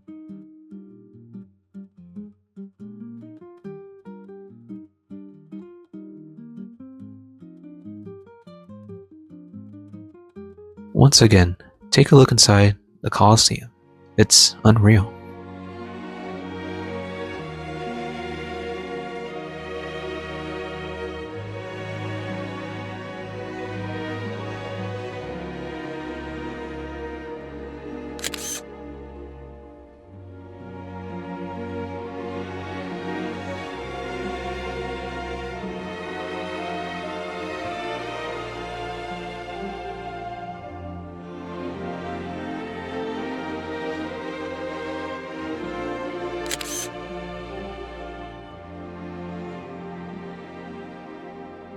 We walked around the whole Colosseum, taking a viewpoint from each side of the whole thing.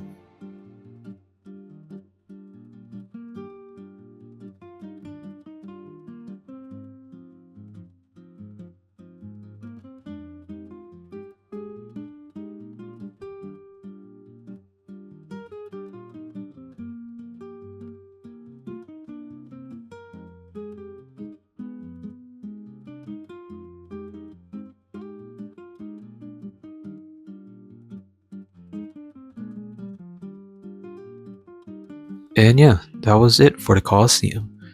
And also, these stairs at the Colosseum are really steep and very narrow. I almost slipped a couple times going up and down the stairs, so be careful if you visit here at the Colosseum. After the Colosseum, we went to the Spanish Steps, but not before we took one final look at the Colosseum.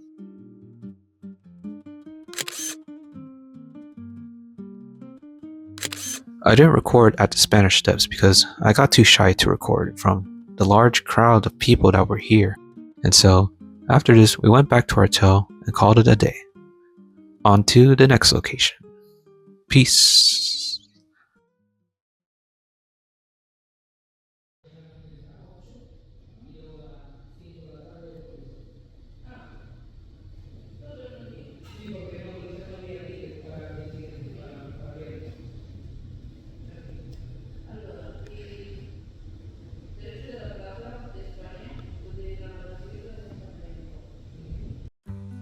We are leaving Rome for a little bit and are now heading to San Giovanni Rotondo. My family, more specifically my aunt, planned to visit here as it is well renowned for the home of Saint Padre Pio.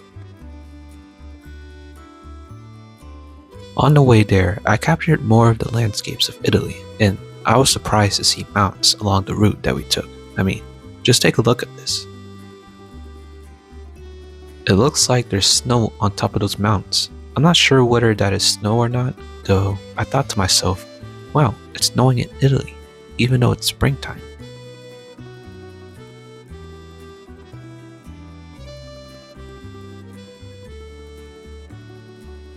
We actually spent the whole day traveling from Rome to San Giovanni, and so the next day we are now exploring the town of San Giovanni Rotondo.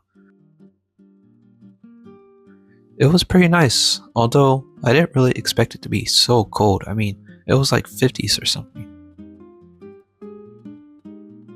As you can see, I'm wearing a quarter zip with a windbreaker. I should have brought a thicker jacket because it was windy as hell, so it kept me freezing up there. Anyways, we are now at the sanctuary of Saint Padre Pio of Pietrelcina. Sorry if I butchered that pronunciation.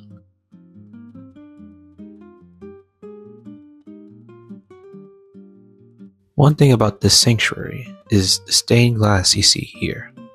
It's a work designed by architect Renzo Piano, and it displays the scenes from the Book of Revelations, also known as the Apocalypse of St. John, across 84 panels.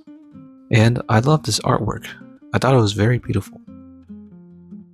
And now we are headed inside the sanctuary, and thank God because it was getting too windy out here. I mean, look at this mess. My hair is flopping everywhere, and yes, finally we can get inside for some warmth. And yeah, check this place out. It was constructed in 2004, and so that's why it looks moderately new.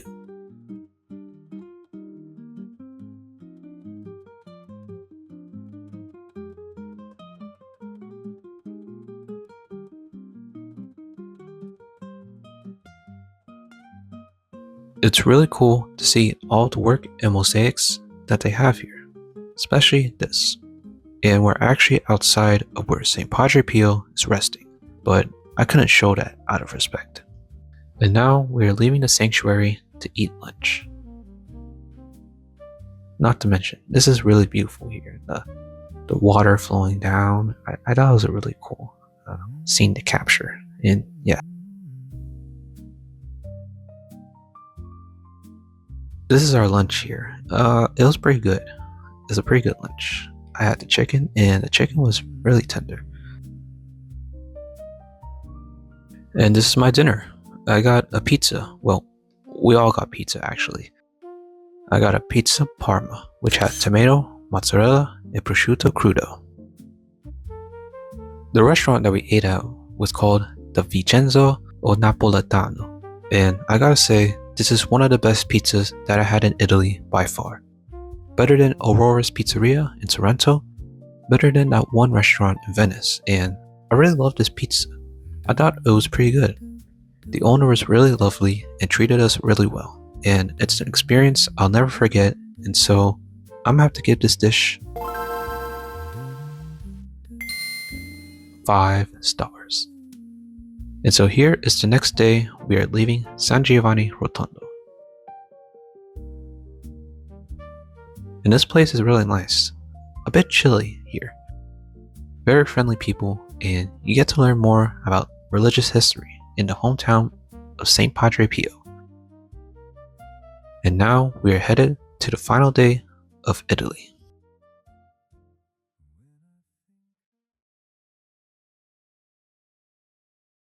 Today is our last day of Italy, and we are at the Basilica of St. Paul out. Wait, no, outside the walls, not break the walls. Oh gosh, I already turned this off. I'm sorry, folks. Oh god. Damn it, Jericho, let's not break the walls. Excuse me.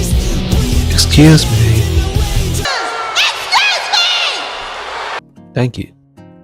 We are at the Basilica of St. Paul outside the walls, not break the walls. Hence why Chris Jericho showed up.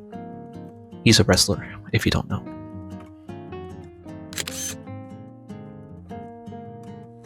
The Basilica of St. Paul is one of the 4 major papal basilicas in Rome. We already visited one of the 4 majors earlier, which is the Basilica of St. Mary Maggiore and the St. John Lateran Basilica, but I don't have footage of the St. John Laterans. Fun fact, the basilica is situated roughly 2 kilometers outside the ancient defensive Aurelian walls of Rome, hence its name outside the walls. One cool thing that you can see here is the continuous series of medallion portraits depicting every pope in history, from St. Peter to Pope Leo XIV. And after that, we ate our lunch, which is cacio e pepe, and it was pretty solid, a little bit sweet. After lunch, we went to a special place. Actually, it was another country with no airports and where you can simply walk in. How is that possible, you may ask?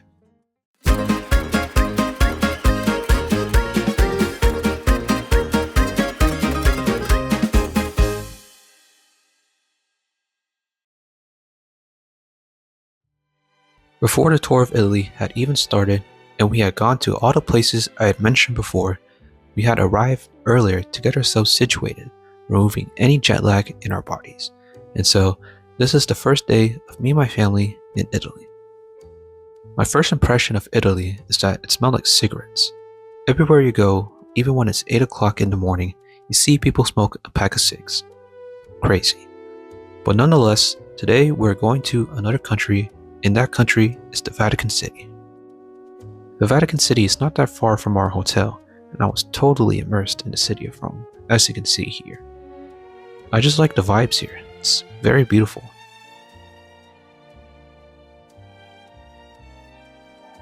And so here we are, walking up the steps to see the outer walls of the Vatican City.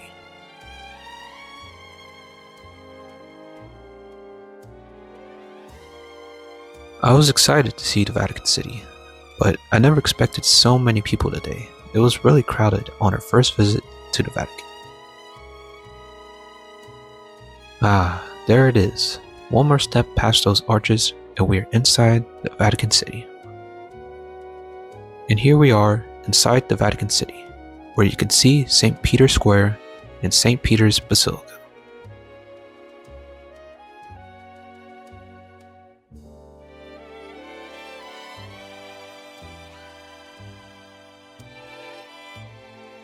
Seeing it for the first time was a pretty cool experience so far. I mean, just take a look.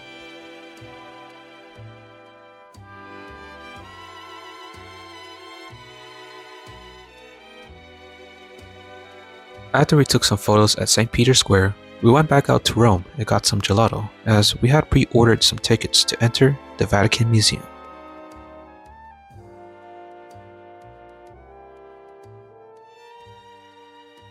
I gotta say, I didn't realize the Vatican had a museum, and so this place kinda reminds me of the Getty Villa in Los Angeles, in terms of similar vibes going on.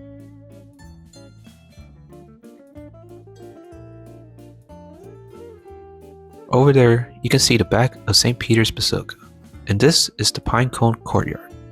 I really love the Pinecone Courtyard at the Vatican. I like the aesthetic vibe it was given off.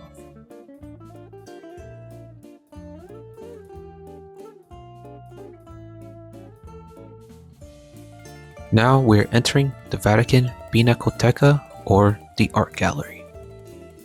Inaugurated in 1932, it houses approximately 460 masterpieces across 18 chronological rooms, ranging from medieval panels to 19th century works by legendary Italian masters.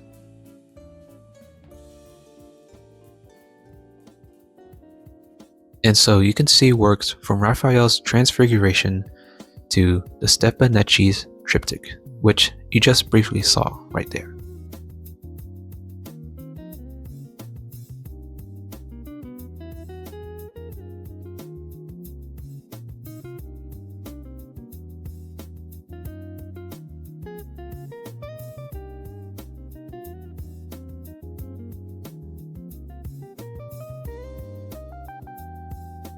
Now there are some beautiful artworks that have been done on tapestry, as you can see, and I thought it was so mesmerizing.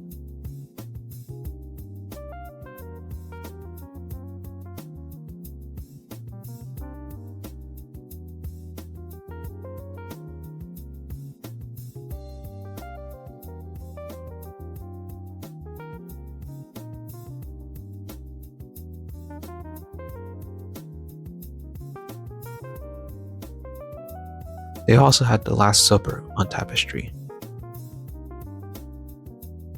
And there is Raphael's Transfiguration in the middle.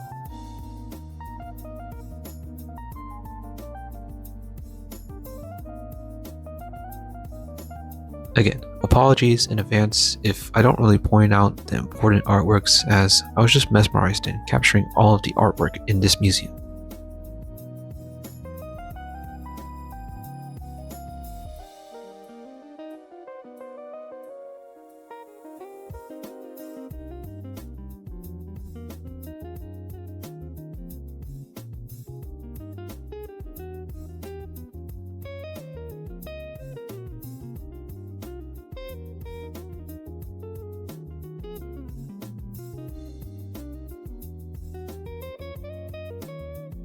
Before I went to Doge's Palace, the Vatican Museum also had artwork on their ceilings too. I mean, I like the intricate patterns and the artwork displayed on top. Really cool.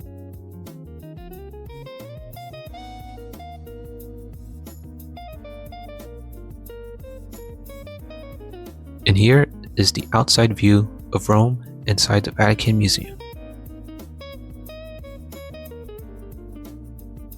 They also had marble statues of Greek gods and goddesses, which I found interesting. We are now in the Hall of Muses, where you can see Apollo and his muses on the ceiling.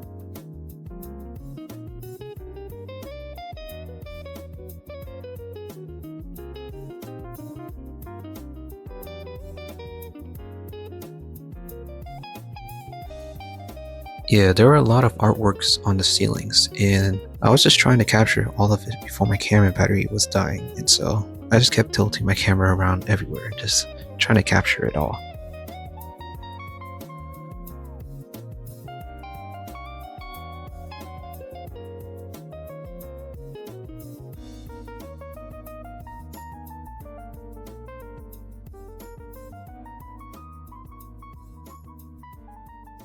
Now we are inside the dome of St. Peter's Basilica. We attended Mass here, and they have this wonderful masterpiece called Chair of St. Peter. I didn't realize it until editing that the chair was there, and so yeah, I'm a fool for not seeing it a couple times. But yeah, that was the Vatican on our first and last day of Italy. Afterwards, we went to a Chinese restaurant called Ni Hao Restaurant. No, I'm not being racist, it's actually called Ni Hao Restaurant. I know it doesn't say Ni Hao Restaurant, but it was called Ni Hao Restaurant on Google Maps, okay? Trust me. We were here a couple times before. Before we left to San Giovanni in our last day in Italy. I had a chicken katsu, as you can see, and I gotta say, this is one of the best katsus I've had in my life. I would say it was a solid katsu dish. There was crunch to it, the chicken was tender, and with the sauce on top makes it so delicious as it pairs nicely with egg and rice. It's better than some of the katsu dishes I've had in my hometown, actually. Now, I want to put this dish at the #1 spot of best katsu dishes I've had, but I would say this is a top 5 katsu dish I've eaten so far. And so, this deserves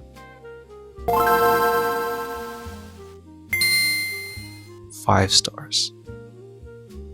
Also, do you remember back in Verona when I mentioned about these jerseys? These Roma jerseys being nice? Well, I managed to buy one of them, and I ended up picking the maroon and orange jersey, as it looked really nice.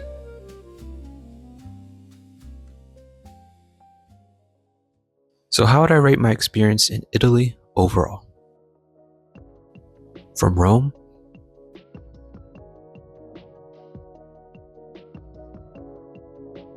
to Sorrento Positano,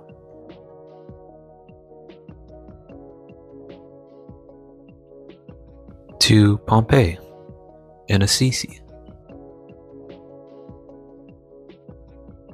to Venice,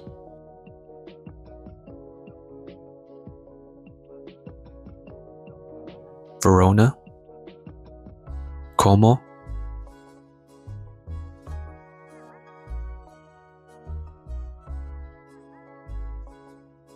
and Milan,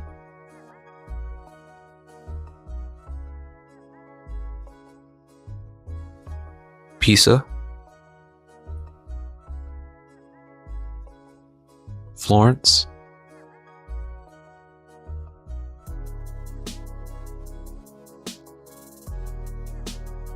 San Giovanni,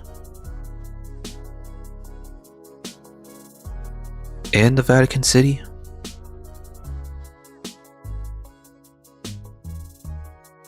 Well, I would say Italy has been one of my favorite countries that I have visited so far in my life. And I've never been to any European country before arriving in Italy. And so this was a once in a lifetime experience I'll never forget. I love the cities that I visited, the food that I ate, and the history I've experienced and learned from that make up what Italy is known for today.